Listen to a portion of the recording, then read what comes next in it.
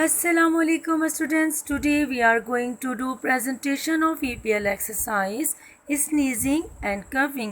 We are going to show you how to sneeze and cough the right way.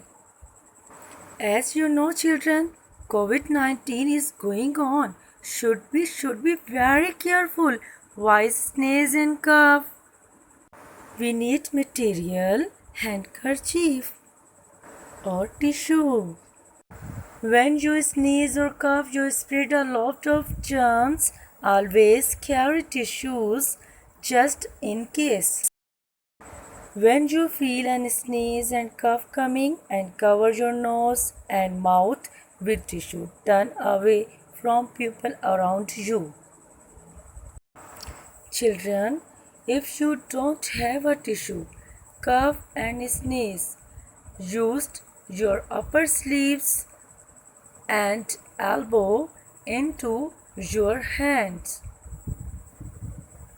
and cover your nose and mouth with tissue and throw your used tissue in the dustbin and wash your hands very carefully as soon with soap for 20 seconds.